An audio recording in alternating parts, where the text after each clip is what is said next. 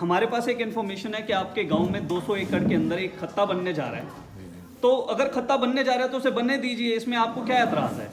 देखो, सबसे बड़ा ऐतराज़ मैं ये कहूँगा कि जो बनवाड़ी में जब हमने ये बनवाया था, सरकार ने, लोगों को पता नहीं लगी थी, जब बाद में बन गया था, उसके बाद 99 एकड़ में इन्होंने फिर शुरुआत कर दी थी। उसका विरोध आज हमारे दिवंगत नहीं रहे, मैं उनको नमन करना चाहता हूँ, हमारे कर्नल राजेंद्र जी पाली से और हमारे मास्टर जी होराम जी। उनके नेतृत्व में हमने बड़ा अच्छा उस टाइम काम किया था। हमने नगर निगम में धरना दिए थे, हम यहाँ से लोगों को ले गए थे, और उसी के चक्कर में हमने जब इसको रोका तो एक नगर निगम ने प्रस्ताव पास करके दिया कि हम मोहताबाद के पहाड़ों में ये बिल्कुल नहीं बनने देंगे। उसका एक चीज़ है कि हमारे यहाँ पे डाइवर्सिटिकल वो है कि पानी भी हमारा पहाड़ों की तरह यहाँ मीठा है, वहाँ से हमारा पानी दूषित हो जाएगा। आज बंदवाड़ी में जाके देखो, बहुत ज़्यादा लोग कैंसर से पीड़ित है, बहुत बीमारियों से पीड़ित है। तो ये अगर वहाँ तो 20 एकड़ में है, अगर यहाँ 200 एकड़ में बन जाएगा तो हमारे मोहताबाद, पाली, भाकरी और ये अपने आसपास के गांव गोठला, मोहताबाद, पाखड़, यही नहीं होंगे, आधा फरीदाबाद इससे ख़राब हो जाएगा। क्योंकि ये एक खानों में बना के, उसमें बना के, उसका जो स्रोत है वो नीचे जाएंगे, और नीचे जब स्रोत जाएंगे तो वो हमारी इनके सबको ख़राब करेंगे, बीमारियां करेंगे, लोगों को बहुत ज़्यादा दिक्कत आएगी। इसलिए हम इसको नहीं लगना चाहते, हम विरोध करते हैं, और हम सरकार से मांग भी उठाएंगे, अपनी विनती भी करेंगे कि भाई इसको रोका जाए, क्योंकि एक हरियाली, एक ये दिल्ली को और एनसीआर को ऑक्सीजन देने वाली अरावली है, ये कोई दूषित करने वाली अरावली नहीं है। और जो हमारी सेव अरावली की टीम है, जितेंद्र भाई की टीम है, उन्होंने जो ये मुहिम उठाई है, जो हम बराबर अब से नहीं 10 साल से लगे हुए हैं, और काफ़ी हमारा संघर्ष रहा है अरावली को बचाने के लिए। आज फिर अब लोगों को निगाह आ जाती है कि अरावली को उजाड़ा जाए। हम चाहते कि अरावली को उजाड़ा नहीं जाए, अरावली को और बसाया जाए, इसमें पेड़ पौधे लगाए जाए, ताकि हमारी आने वाली पीढ़ी भी और हमारे आने वाले भविष्य भी सुरक्षित रह सके, स्वस्थ रह सके।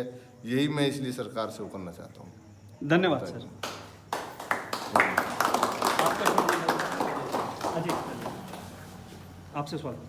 अजय जी, हमारे को यहाँ अभी बताया गया, जैसे भाई साहब बता रहे थे कि 200 एकड़ में खत्ता बनने जा रहा है, तो उसकी इतनी सारी बुराइयां बता दी। तो सरकार भी कोई मूर्ख तो होगी नहीं जो 200 एकड़ में खत्ता बना रही है, तो सरकार ने भी कुछ सोच समझ के किया होगा। तो आपको क्या लगता है, सरकार मूर्ख है क्या? उसको कुछ नहीं पता, वो यूं ही मोहब्बताबाद को चुन रही है 200 एकड़ के खत्ते के लिए?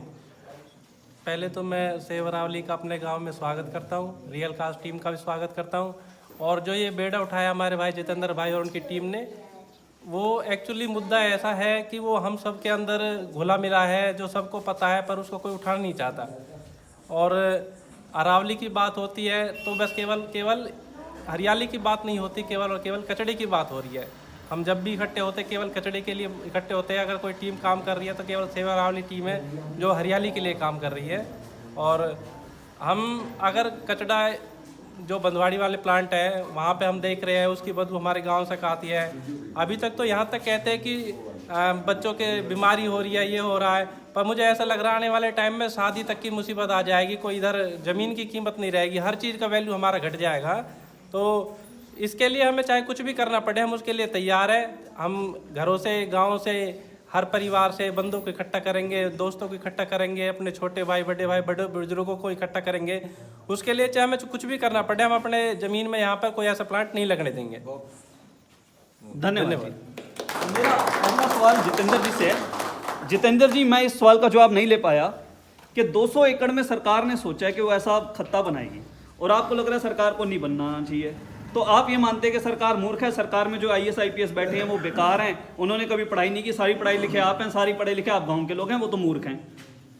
देखो, सबसे पहला तो मैं उनके ऊपर कोई क्वेश्चन रेज नहीं कर रहा हूँ। वो लोग प्रूवन एक फैक्ट बता रहा हूँ कि वो 2-2 हज़ार करोड़ के घोटाले करके बैठे हैं। उनके जो बॉस हैं वो चोरी करके बैठे हैं, उसमें मैं कोई झूठ नहीं बोल रहा, सबको पता है, उनके ऊपर केस चल रहे हैं। और ये लोग कितने समझदार हैं, आपने 4 बारिश अभी जो हुई थी अक्टूबर में, सितंबर में, तब देख लिया, सारा फरीदाबाद डुबा दिया इन लोगों ने। अगर ये इतने ही समझदार होते तो क्या इनके पास पानी को सेटल करने की ज़मीन नहीं थी? ये स्मार्ट सिटी के नाम पे 2-2 हज़ार, 3-3 हज़ार करोड़ रुपए जो आए हैं, आज के हमारा जो यही वही नगर निगम के लोग हैं ये, तो उनको आप काबिल समझ रहे हो? वो स्मार्ट सिटी बन रहा है, एक भी एक भी रोड, मैं आपको चैलेंज कर रहा हूँ, पूरे फरीदाबाद में एक भी रोड, हाईवे को छोड़ के कोई 1 किलोमीटर का एक भी रोड साबुत दिखा दो मुझे। अगर वो है तो हम उनको नगर निगम वालों को समझदार मान लेंगे, कि ये समझदार लोगों की निशानी है, ये तो मूर्ख लोगों की निशानी है जो केवल अपने मकसद पूरे करने के लिए, अपने घोटाले को बड़े लेवल पे बनाने के लिए पूरी सरकार को गुमराह कर रहे हैं, पूरे नेताओं को गुमराह कर रहे हैं, पूरे जो मोदी जी की जो मिशन है, जो स्वच्छता का, जो ग्रामीणों की जो उनकी जो बढ़ोतरी के लिए जो काम कर रहे हैं मोदी जी, या फिर जो सरकार में खट्टर साहब जो काम कर रहे हैं, उनको बेवकूफ़ समझ के ये उनको मैनिपुलेट कर रहे हैं, और केवल अपने भ्रष्टाचार को ये बड़ा करने के लिए, और इतना बड़ा भ्रष्टाचार करने के लिए कि किसी को इन पे शक ना हो, इसलिए ये खत्ता बना रहे हैं, जिसकी वास्तव में कोई ज़रूरत नहीं है। अगर ये ईमानदारी से काम करने वाले होते तो इन पे 100-100 करोड़ के 400-400 करोड़ की पेनल्टीज ना लगती उसी एनजीटी से। तो ये प्रूवन चोर हैं, भ्रष्टाचारी हैं, मूर्ख हैं, वो तो हैं। अगर ये समझदार होते तो यहाँ कचरा घर बनाने की कोई ज़रूरत नहीं होती। कैलाश जी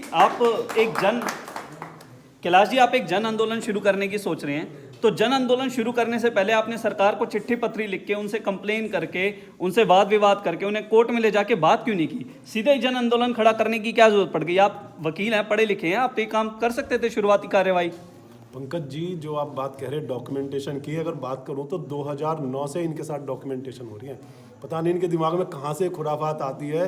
इनके जो भी प्रपोजल ऐसे होते हैं, वो बूचड़ खाने का हो गया, वो कचरा घर का हो गया, वो सॉलिड वेस्ट डंपिंग का हो गया, शहर से उठा के इन्हें सिर्फ ये पहाड़ दिखाई देता है। हमने बहुत सारी एनजीटीज़ में, और हमने यहाँ तक कहें कि एमसी मेहता वाला जो केस चला हुआ, उसमें भी एक इंटरवेंशन एप्लीकेशन हमने फाइल की हुई है, उस पर सुनवाई हो रही है, वो कंटिन्यूस में है सेवरावली ट्रस्ट की तरफ से।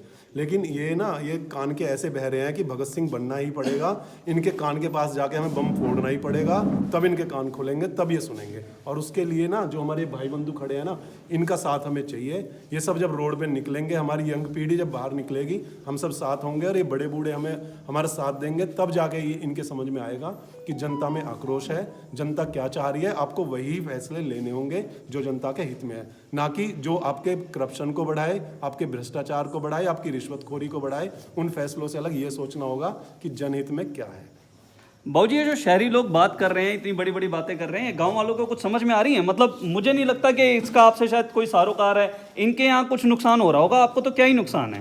नहीं, गाँव वालों को नुकसान कैसे नहीं है? गाँव वाले क्या यहाँ रह नहीं रहे? गाँव वालों का वायु प्रदूषण हो रहा है, बदबू आ रही, गाँव वालों का जल प्रदूषित हो रहा है, गाँव वाले जो जल पी रहे हैं और ज़मीन में जा रहा है ये, और ज़मीन से नीचे सारा हमारा जहर बन के आ रहा है, और जब हम पीते हैं या खाते हैं वो सारा उसमें मिलता है। जब मिलता है तो वो फिर क्या जहर खा रहे हैं। हमारे पूरी जनरेशन हमारे गांव में तकरीबन इतने कैंसर से पीड़ित होकर मरे हैं। वो किस कारण मरे? वो सारे इस पानी की वजह से ही तो मरे। सारे ये प्रदूषित हो रहा है। अभी तो चले ये दूर है, थोड़ी दूर है, बंधवाड़ी में है, वो 20 एकड़ में है। तो अब जब ये नज़दीक हो जाएगा फिर कहाँ बचेंगे? फिर तो हमारी जनरेशन बचेगी ही नहीं। यही कारण है और कोई कारण नहीं है। हम इसका विरोध करेंगे, जितनी जहाँ तक भी होगा हम इसका विरोध करेंगे। कृष्ण कटकर